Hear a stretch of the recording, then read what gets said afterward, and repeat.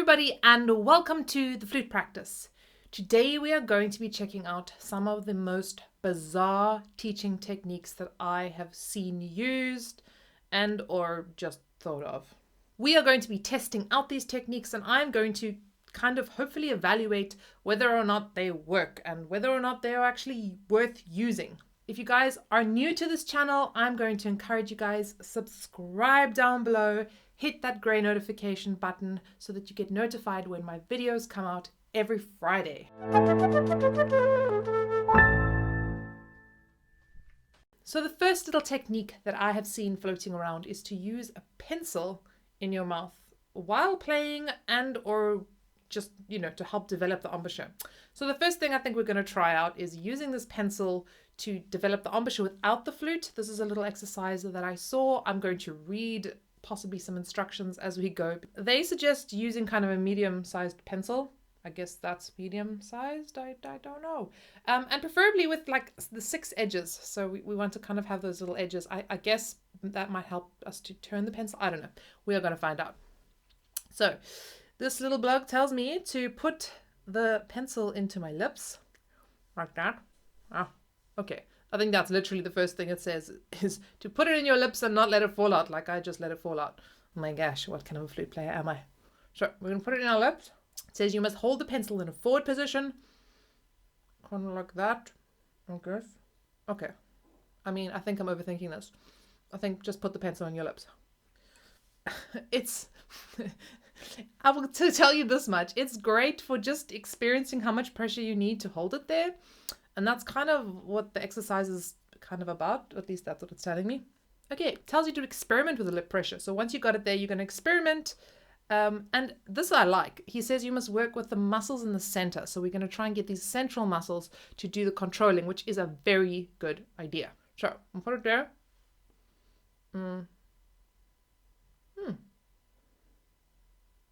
Okay. He says then to decrease the pressure, figure out where is it going to pull.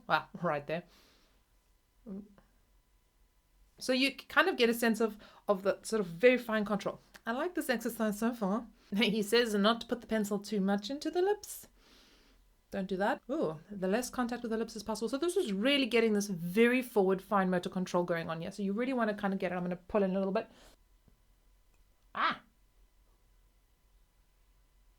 Getting that really fine motor control. Okay, I was already doing the second part of this exercise, which is then to move those lips backwards and forwards without excessive tension.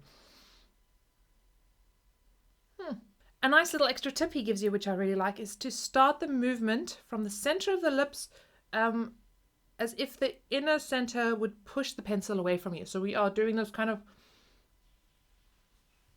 that pouting kind of a movement that I've spoken so much about. Okay guys, that little exercise was from a nice little website called Flute in Wien. Viennese guy.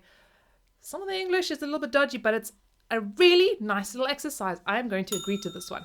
A step further, and to be honest, I was trying to find like anybody that was talking about this, but I have seen this on Instagram before.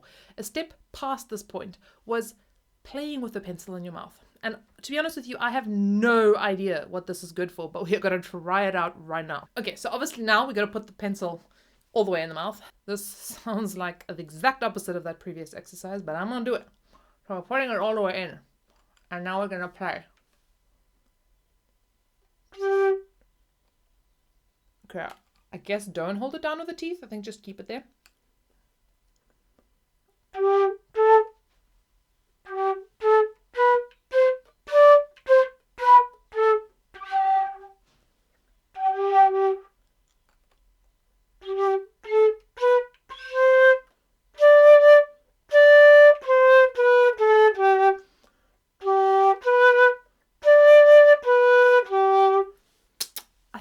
Give this exercise a nice big thumbs up. And I'm going to tell you why. So the first important thing is do not hold it with your teeth. Do not hold it tight. You're just going to basically pop it into the corners and kind of feel it going more down onto the lower lip, into kind of the bottom part of the mouth rather than too high up. The reason I like this exercise actually quite a lot, and I may start to use it, is that you're actually forcing the corners to release because you cannot have them tight and hold the pencil. The pencil will fall out. So you're causing those corners to actually release, and you're really having to form the embouchure here away from the teeth, so you're getting that lip off and away from the teeth. Let me try this again. This must look hilarious.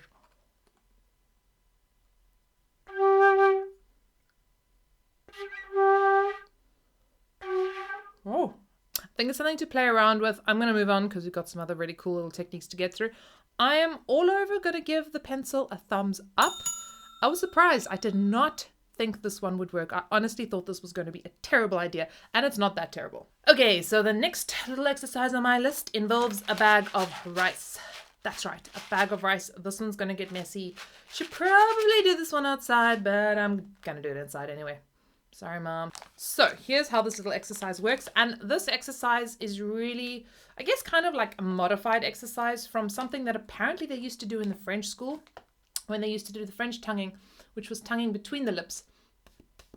They would put little rice kernels there and train the kids to practice the French tonguing like that. So I'm going to try this out first with the tongue. Okay, I hope these rice kernels are big enough. Okay, so I'm going to put this onto my lip. Like that. Okay, and the tip of the tongue. This is hard. Haha, that is so cool. Oh, who's going to clean this up?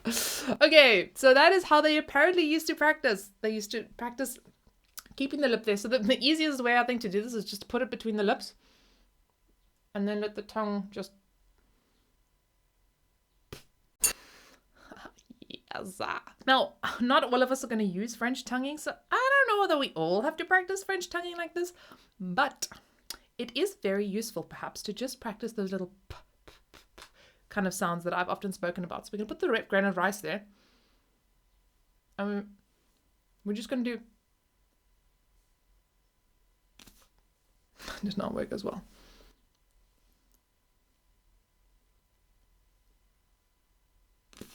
That was better. On a scale of 1 to how useful this exercise is, well, I mean, you know, once you get round kind of like maneuvering that little grain of rice, I guess it could really help get that more forward feeling of the lips.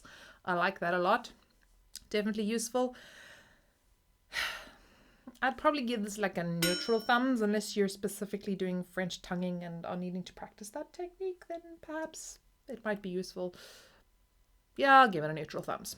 A little disclaimer here, I know this technique works. It was a technique that I actually got from Catherine Kemmler recently. Basically what you're going to do is you take some paper and, you know, don't maybe use inked paper. You are going to put this into your mouth in a moment. And you're going to tear that piece in half, so you have 2 equalish sizes, and you're going to fold it up into kind of like a real folded little ball, just like that. You're going to fold it up nicely. And you're going to do the same with the other side. So we're folding it. Foldy, foldy, foldy, foldy, folding. Okay, I'm going to fold it even a bit more into like a real tight little footballies. Okay, now you're going to stick it into your mouth, just kind of by your kind of canine teeth up there on both sides, so that you look like a chipmunk. And now you're going to play.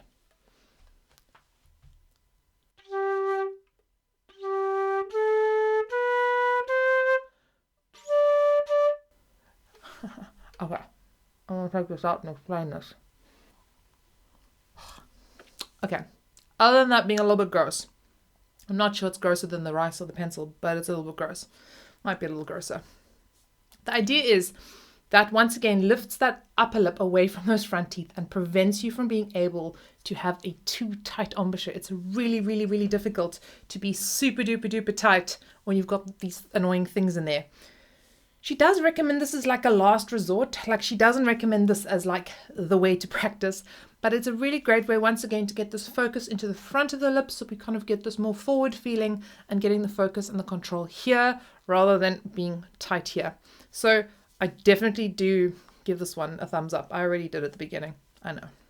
Okay, so the last little technique that I'm going to speak about today is one that I think is almost as old as the hills, but to be honest with you, I have never ever tried this one out. So today I'm doing just that. Ta-da! Enter candle. Now guys, kids, do not do this at home without parental supervision. I probably shouldn't be doing this at home without parental supervision.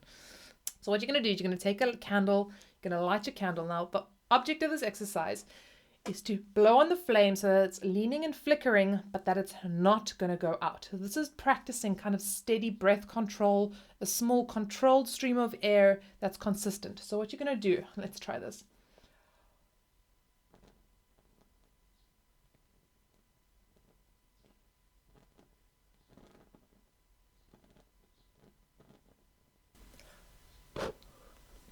Feel cool. That is a surprisingly tricky little exercise. I'm out of breath. I'm like, oh my goodness. Is a surprisingly tricky little exercise. Probably really great, especially for kind of younger kids. I can imagine lots of fun. I don't think it's a safe thing to do in schools or in most lessons.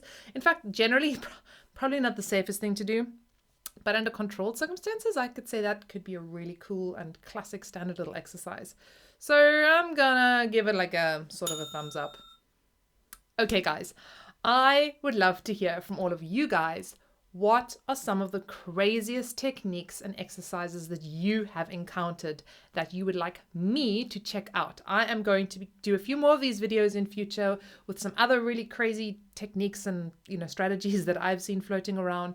But I want to hear from you guys. What crazy cool strategies have you encountered? If it's crazy and cool enough, I will review it and try it out in a video. You can also let me know if any of these strategies have worked for you, if you've tried any of them, or maybe if you really find them ridiculous and they don't work at all. Until then, everybody, happy practicing, happy flute playing, and see you next time.